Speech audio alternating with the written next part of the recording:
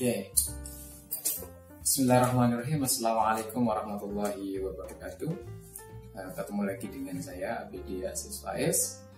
Kali ini saya akan membicarakan mengenai agama dan teori evolusi budaya. Ini bagian lanjutan dari kajian kemarin mengenai agama dan definisi kebudayaan. Hari ini akan saya lanjut dalam materi ini berkaitan dengan agama dan teori evolusi budaya.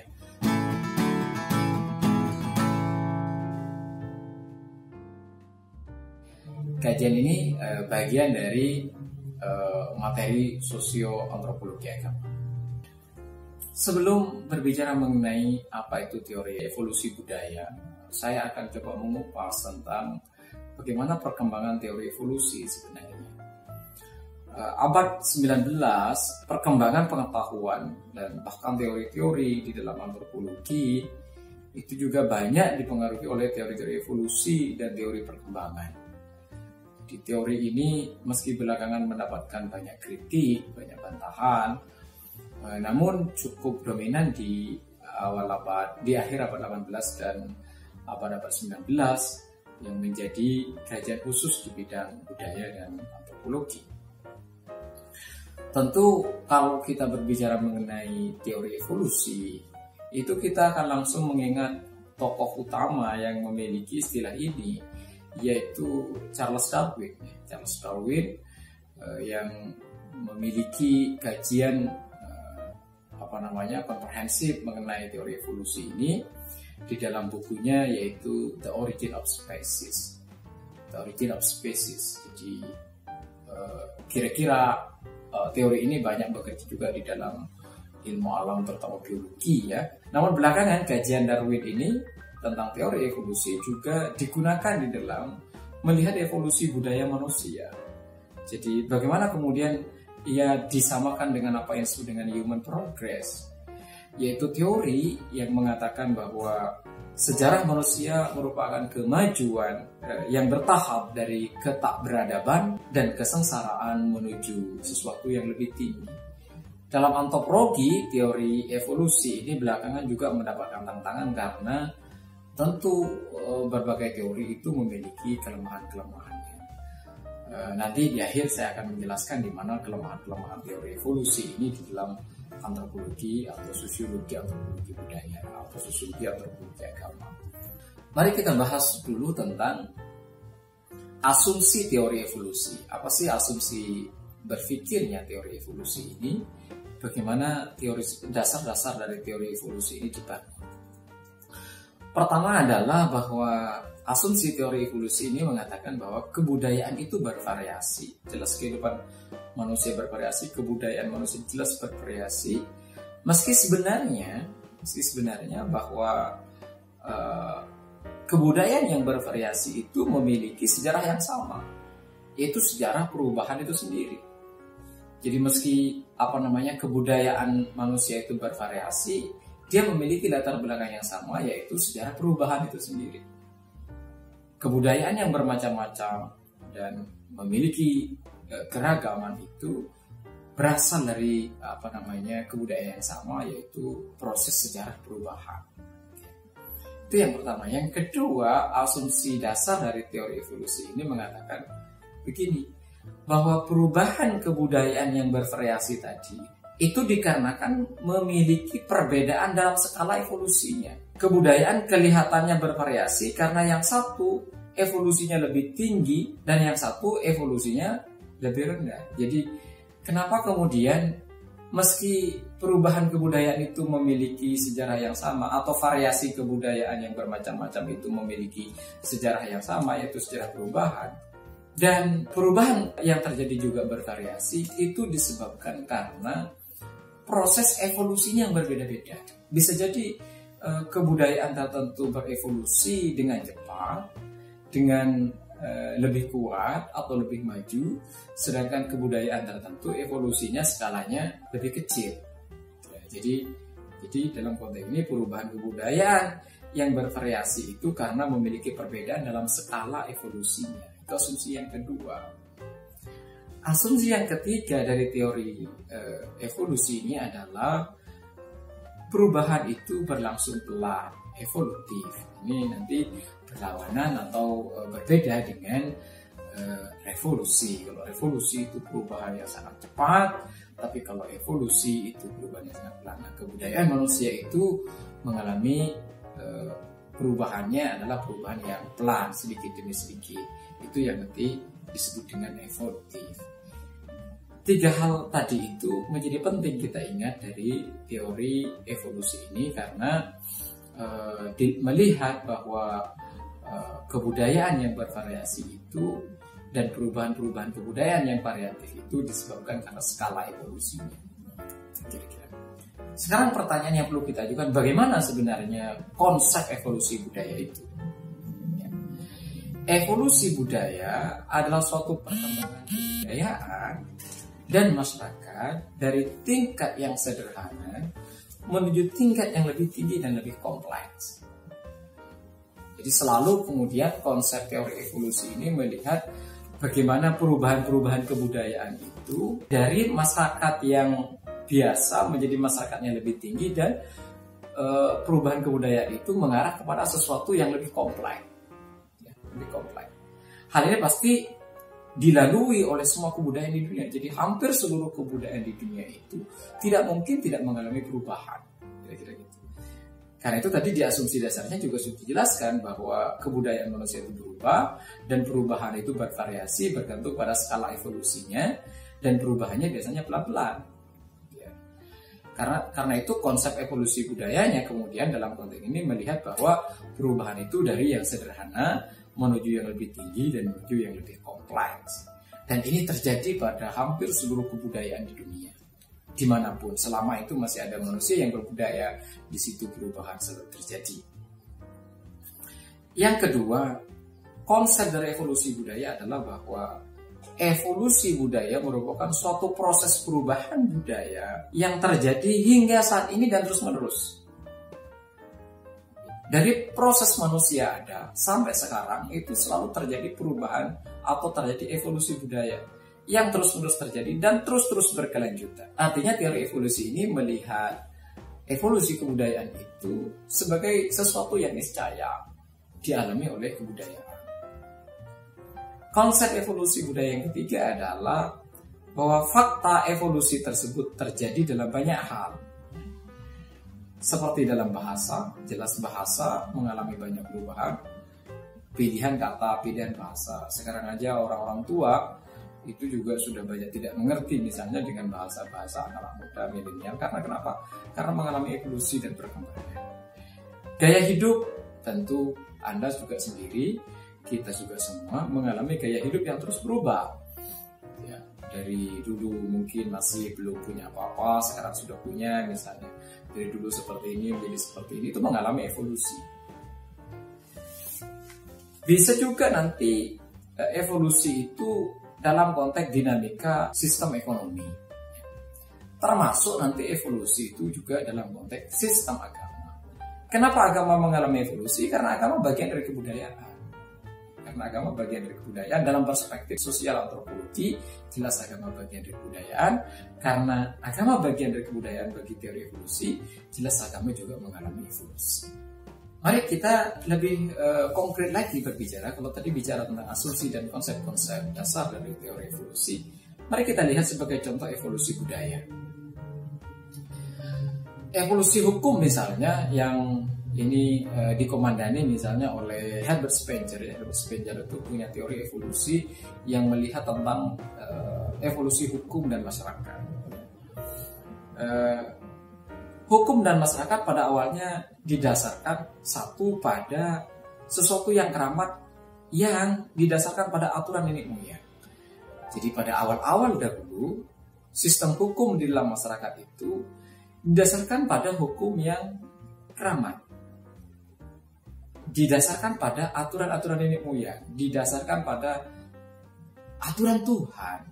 Di situ manusia tidak banyak bekerja. Di situ pikiran belum banyak memiliki signifikansinya di dalam hukum-hukum masyarakat. Sebab kenapa? Sebab hukum yang berlaku adalah hukum di luar dirinya, yaitu hukum yang berasal dari nenek moyang atau hukum yang berasal dari Tuhan. Namun ini mengalami evolusi kemudian beralih ke hukum sekuler, yaitu hukum yang didasarkan pada saling butuh-membutuhkan secara timbal balik dalam masyarakat. Kalau tadi hukum itu berlaku karena nenek moyang atau karena sesuatu di luar diri kita, maka ketika kehidupan semakin kompleks, dan terus mengalami evolusi, maka hukum itu kemudian didasarkan pada proses timbal balik.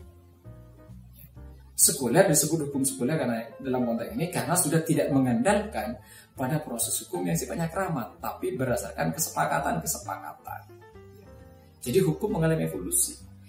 Belakangan kemudian mengalami evolusi lagi, mengalami perubahan ketika masyarakat beralih ke masyarakat industri, di mana kehidupan manusia semakin bersifat individualis. Terutama dalam konteks modern belakangan ini kan kehidupan semakin individualis. Kehidupan industri, masyarakat industri juga sangat individualis. Karena itu kemudian aturan hukumnya itu juga berubah, yaitu aturan yang disepakati sebagai undang-undang, ya, yang sebagaimana berlaku sekarang ini. Jadi Herbert Spencer melihat misalnya bagaimana proses evolusi hukum, gitu ya, dan masyarakat terjadi di dalam kehidupan kebudayaan manusia. Ini contoh sebagai lebih konkret misalnya dari Herbert Spencer. Contoh lain evolusi kebudayaan ini dari Gigi Beethoven, ya, Beethoven, ya, tentang bagaimana kemudian evolusi terjadi di dalam keluarga. Jadi keluarga itu juga mengalami apa yang disebut Beethoven, yaitu evolusi keluarga.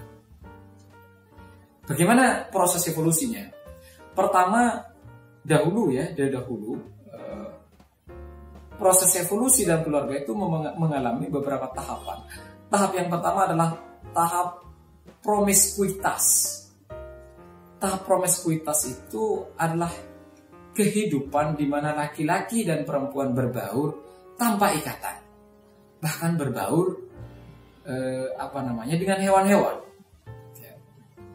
Di sini di dalam tahap promiskuitas ini kehidupan laki-laki dan perempuan itu tanpa ikatan, belum ada ikatan. Orang bisa semaunya kemudian berhubungan seksual dengan siapa saja.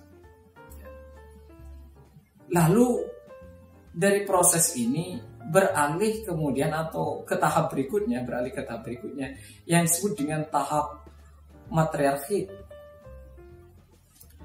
Proses atau tahap matriarki ini adalah proses di mana manusia mengenal seorang ibu.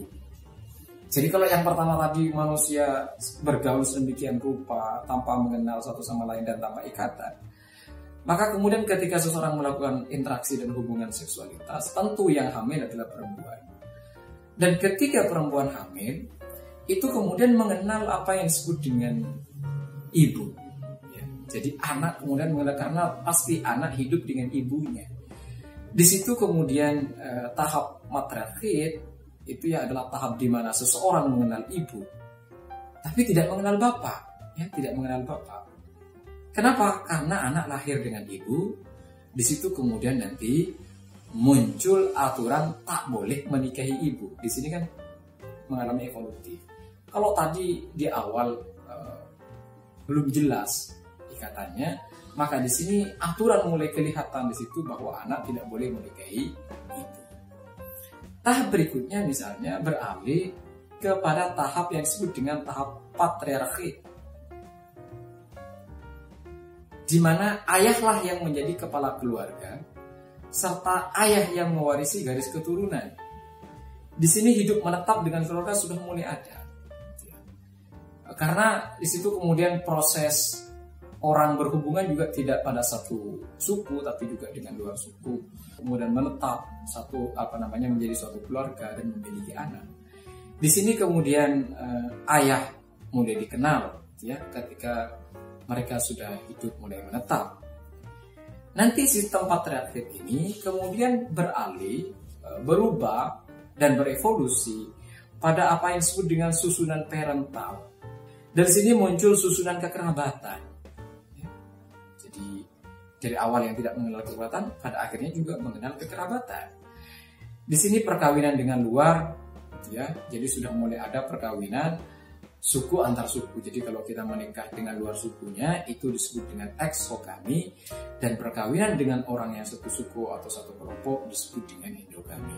Ini proses bagaimana evolusi keluarga terjadi dalam proses kebudayaan.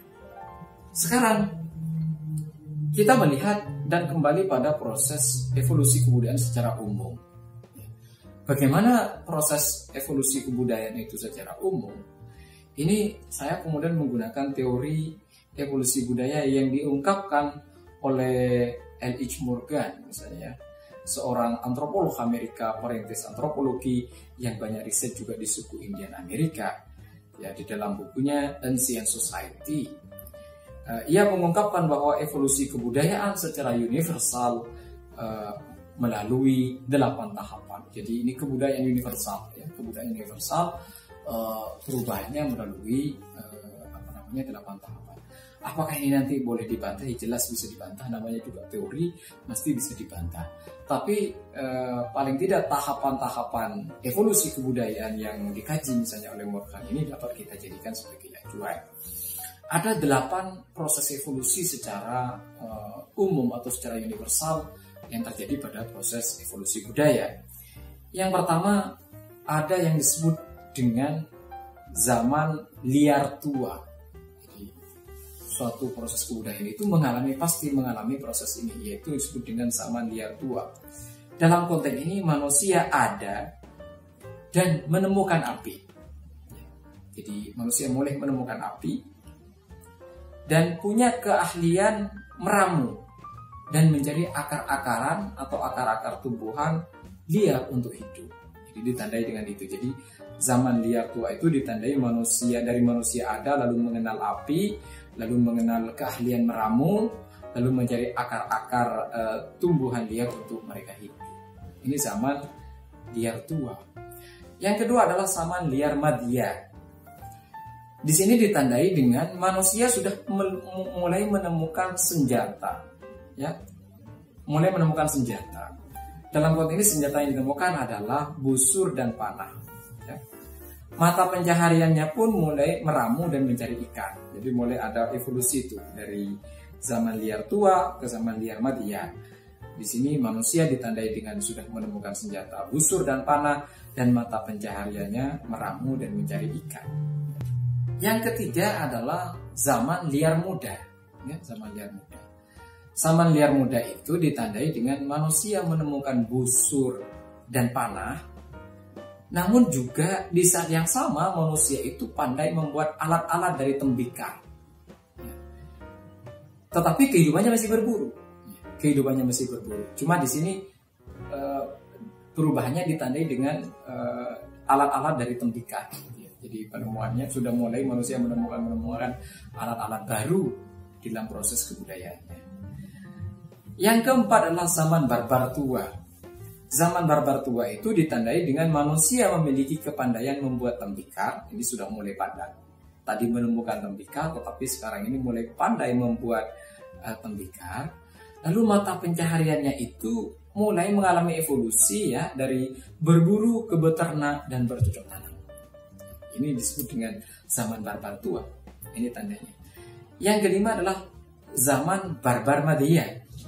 Zaman barbar madya itu manusia berternak, mulai bercocok tanam, dan mulai, ini yang baru ini, mulai membuat alat-alat baru dari logam. Tembikar ke logam. Masih mata pencahariannya berternak, menanam, namun alat-alatnya sudah mulai menggunakan logam. Jadi teknologinya sudah ditemukan di situ. Jadi perubahannya sudah mulai terjadi di situ, yaitu di zaman barbar madya. Yang keenam adalah zaman barbar muda. Zaman barbar muda itu adalah manusia sudah ditandai dengan manusia memiliki kepandaian membuat alat-alat dari logam, dan yang baru adalah mengenal tulisan. Kalau yang sebelumnya tidak mengenal tulisan, sekarang sudah mengenal tulisan. Ini disebut dengan barbar muda, zaman barbar muda. Yang ketujuh adalah zaman peradaban purba, ya, zaman peradaban purba, yaitu ditandai dengan menghasilkan beberapa peradaban-peradaban klasik zaman batu dan zaman logam. Yang kedelapan adalah zaman masa kini, sejak era klasik sampai sekarang. Sekarang pertanyaannya yang perlu kita ajukan adalah bagaimana dengan evolusi agama? Apakah agama juga mengalami evolusi? Tadi jelas dengan menggunakan asumsi dan konsep teori evolusi di awal, saya sudah menjelaskan bahwa jelas agama mengalami evolusi. Sekarang mari kita lihat agama sebagai bagian dari kebudayaan manusia juga mengalami evolusi. Keberlangsungan evolusi agama hampir sama dengan evolusi kebudayaan lainnya. Misalnya dalam konteks ini, kalau kita menggunakan E.B. Taylor, itu ya, di dalam bukunya Primitive Culture, Research into the Development of Mythology, Philosophy, Religion, Language, Art, and Custom, dia melihat bahwa bentuk awal agama adalah dilihat dari proses bagaimana orang hidup dan orang mati. Jadi risetnya E.B. Taylor ini asal-usul agama itu melihat bagaimana orang hidup dan mati. Kok bisa ini mati, kok bisa ini hidup, kira-kira begitu pertanyaannya. Ini jasadnya masih sama dengan saya. Tapi kenapa jasad yang ini tidak bergerak, sedangkan saya masih bergerak? Jasadnya tidak ada yang beda. Itu di suku pedalaman misalnya ada orang mati dan anggotanya yang masih hidup. Jasadnya masih sama, tetapi ada yang mati. Ada yang tidak bergerak. Di sini kepercayaan kepada roh mulai terjadi. Oh, karena yang hidup masih ada rohnya, sedangkan yang mati sudah tidak roh. Lalu kemudian dalam penjelasan antropologi juga ditemukan misalnya agama itu juga lahir misalnya di awal karena mimpi. Peristiwa mimpi ini ada dua. Jadi ada yang mati tadi tiba-tiba datang ke dalam mimpi orang. Oh, itu dipercayai berarti nenek moyang ini hidup. Rohnya ada, buktinya dia datang ke dalam mimpi saya. Atau saya yang bermimpi, atau kepala suku yang bermimpi, atau anggota-anggota suku yang bermimpi tentang saya yang hidup dalam dimensi yang lain. Artinya ada alam di mana roh nenek moyang hidup dalam dimensi yang berbeda dengan yang hidup. Ini misalnya dalam konteks E.B. Taylor dilihat sebagai asal-usul agama. Nah sekarang mari kita lihat proses evolusinya. Bagaimana proses evolusi agama ini? Agama misalnya di awal-awal itu yang tumbuh adalah agama dinamisme. Agama dinamisme itu adalah agama percaya pada kekuatan benda, percaya pada kekuatan jimat, ya, dan percaya pada sesuatu kekuatan di balik benda. Jadi kalau di masa lalu misalnya orang menyembah gunung, orang menyembah batu, orang menyembah pepohonan yang besar misalnya, itu karena dia percaya pada kekuatan-kekuatan di balik benda-benda itu. Pada jimat misalnya itu ada dinamisme. Jadi kalau sekarang ada yang percaya terhadap jimat, itu juga bagian dari kebudayaan dinamisme itu yang masih tersisa. Apakah dinamisme ini hidup dalam dunia modern? Jelas masih ada. Kalau Anda misalnya punya jaket atau punya baju baru, ya, lalu dengan baju baru itu Anda merasa lebih ganteng dan lebih gagah, maka sebenarnya Anda sedang percaya terhadap benda yang mengubah rupa Anda. Itu sebenarnya adalah bisa dibilang dinamisme yang sangat modern, bentuknya yang sangat modern. Karena ketika Anda memakai jaket tertentu misalnya, Anda merasa lebih ganteng misalnya. Artinya benda itu yang memberikan kekuatan kepada Anda bahwa Anda lebih ganteng misalnya itu, atau lebih cantik gitu ya. Itu karena Anda kemudian percaya terhadap benda itu. Dinamisme dalam bentuk yang modern tentu. Meski tidak ada kaitannya dalam konteks yang agama misalnya ya. Sekarang mengalami kemudian evolusinya pada animisme. Ya. Ada bentuk awal agama juga agama animisme. Kalau animisme ini punya ide tentang roh. Ya. Kalau tadi punya ide tentang benda yang memiliki kekuatan dinamisme, kalau animisme punya ide tentang roh. Tadi ya, kok ada orang sakit? Kok ada orang mati? Kok ada orang meninggal? Seperti penjelasan E.B. Taylor tadi. Kok ini fisiknya sama, tetapi satu tidak bergerak, yang satu bergerak? Tapi ini kenapa ini mati? Kenapa ini hidup? Padahal jasadnya sama. Artinya rohnya ada dan masih hidup. Nah ini yang kemudian nanti disakralkan, ya. Sebagai catatan, agama berevolusi dalam sejarah manusia. Dinamisme dan animisme lahir dari dan di masyarakat nomaden yang belum menetap. Ini sebagai catatan saja. Evolusi agama selanjutnya dari dinamisme animisme itu adalah ke politisme, yaitu percaya pada dewa-dewa, ya dewa-dewa. Kepercayaan pada dewa-dewa ini adalah bagian dari proses personifikasi dari kepercayaan yang sebelumnya. Ketika dipersonkan atau dipersonifikasi, nanti muncullah dewa-dewa. Kenapa ini terjadi? Ya karena lama-kelamaan itu dijadikan ajaran di dalam proses kehidupan kebudayaan. Dijadikan sebagai doktrin, dijadikan sebagai basis dari pengajaran dari generasi ke generasi, sehingga kemudian terjadi penyakralan dan kesakralan yang itu juga langsung diturunkan secara turun-temurun kepada generasi-generasi berikutnya. Karena itu kemudian di dalam konteks ini dewa-dewa kemudian dipersonifikasi dalam bentuknya yang lebih konkret. Nanti itu misalnya dibuat dengan patung-patung gitu ya. Di sini ada dalam ajaran Islam itu dulu ada Lata, ada Uzza misalnya ya. Dan diukir dari bayangan-bayangan tokoh-tokoh tertentu yang dimuliakan sebelumnya dan sebagainya. Ini politisme. Dari politisme ini nanti berkembang yang disebut dengan dualisme politisms. Di dalam konteks ini mengenal yang disebut dengan dewa baik dan dewa buruk. Jadi di situ mulai diidentifikasi ini dewa yang baik, ini dewa yang buruk. Karena kalau misalnya melihat bagaimana film-film dewa ya di Yunani, misalnya di Mesir kuno, itu mana dewa yang baik, mana yang buruk dan sebagainya. Itu terjadi di sini di dalam kepercayaan politisme itu ada dualisme. Dualisme ini kemudian penggambaran kepada dewa, mana dewa yang baik, mana dewa yang buruk. Di tahap evolusi selanjutnya, proses politisme ini itu juga mengalami evolusi. Dari dualisme tadi muncullah misalnya kerajaan dewa dan sudah mulai mengenal dewa tertinggi. Jadi karena struktur masyarakat itu juga berubah. Struktur masyarakat berubah, kehidupan masyarakat berubah, sudah mengenal tatanan negara, ini raja, dan ini adalah rakyat dan sebagainya. Maka dalam evolusi kebudayaan agama juga mengalami hal yang sama. Di sini nanti dikenal dewa tertinggi dan dewa-dewa lain di bawahnya. Jadi politisme lahir di masyarakat yang sudah mengenal pertanian, ya, beradab, masyarakat yang punya negara dan punya kerajaan. Maka membayangkan dewa juga punya struktur. Misalnya dewa Zeus di Yunani itu dewa tertinggi misalnya. Dewa matahari adalah dewa tertinggi di Mesir misalnya. Yang semula percaya pada dewa-dewa. Semula percaya pada dewa-dewa yang banyak, kemudian nanti ada kerajaan tentang dewa.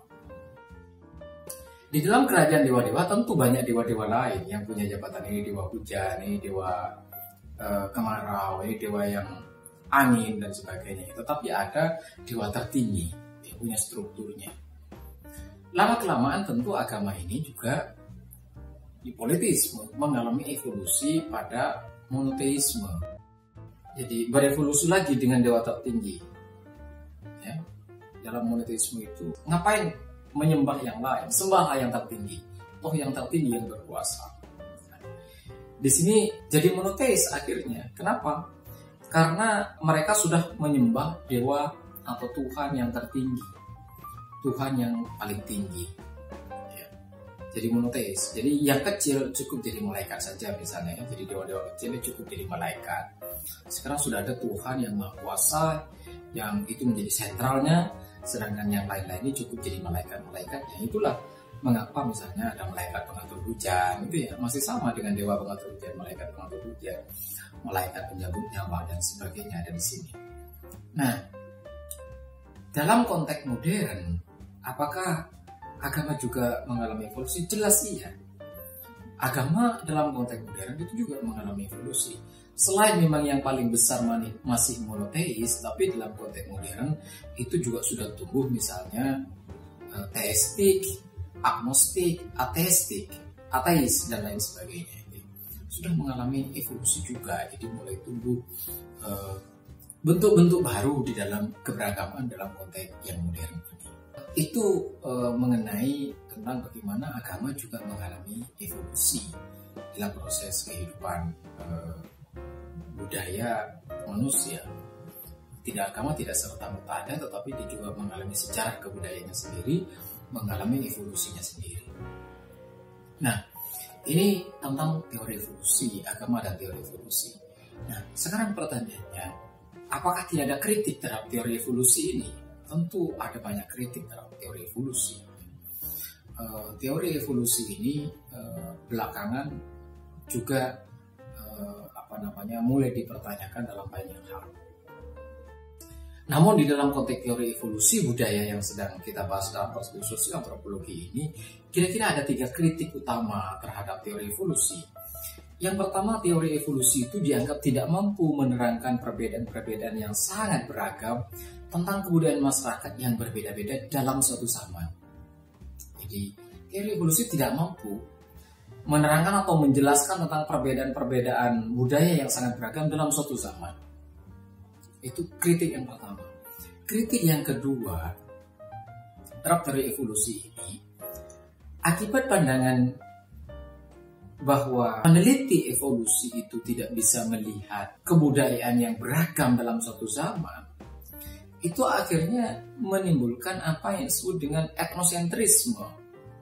Ya. Karena ilmuwan kemudian selalu memandang kebudayaannya sebagai yang paling tinggi dibanding masyarakat primitif yang dipelajari. Ini juga terjadi di dalam antropologi awal, misalnya ya, ketika para antropolog keluar dari Eropa dan melihat masyarakat-masyarakat pedalaman di Afrika, bahkan di Asia, itu melihat kemudian bahwa peradaban atau kebudayaan Eropa itu yang paling tinggi, dan peradaban-peradaban yang ditemukan di luar Eropa dianggap sebagai peradaban yang primitif, dan menganggap bahwa budaya Eropa dan kebudayaan Eropa lebih tinggi dari yang lain. Inilah etnosentrisme. Dalam konteks-konteks tertentu sampai sekarang sebenarnya masih ada etnosentrisme ini di Eropa, ya, ketika melihat orang Asia misalnya dan sebagainya. Etnosentrisme itu adalah pandangan yang mengagungkan kebudayaannya sendiri dibanding ketika berhadapan dengan budaya lain. Orang Jawa menganggap budaya Jawa lebih tinggi misalnya dari budaya Bugis atau budaya lain. Itu etnosentrisme. Ya, ini kemudian yang terjadi sama kritik terhadap evolusi, teori evolusi budaya tentunya.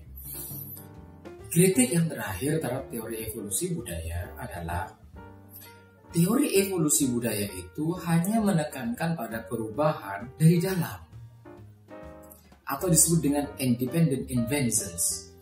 Jadi, teori evolusi itu hanya membahas perubahan-perubahan kebudayaan dari dalam kebudayaan itu sendiri. Padahal perubahan kebudayaan itu bisa disebabkan dari luar. Jadi, perubahan kebudayaan itu tidak mesti terjadi karena sesuatu yang terjadi di dalamnya. Tapi suatu kebudayaan itu terjadi karena proses-proses sesuatu yang datang dari luar kebudayaan itu sendiri. Ini nanti yang disebut dengan difusi. Mengenai teori difusi, agama dan teori difusi, nanti kita akan bicarakan di pertemuan berikutnya, yaitu agama dan teori difusi kebudayaan. Saya kira itu teman-teman sekalian yang bisa saya sampaikan dalam materi ini. Jika ada istilah atau pemaparan atau penjelasan yang belum jelas, atau teman-teman tidak setuju atau terjadi penyangkalan atau koreksi, silahkan berikan komen di bawah ini. Dan nanti akan saya balas atau saya respon di kolom komen atau melalui video-video yang baru. Terima kasih teman-teman sekalian, jangan lupa bahagia. Assalamualaikum warahmatullahi wabarakatuh.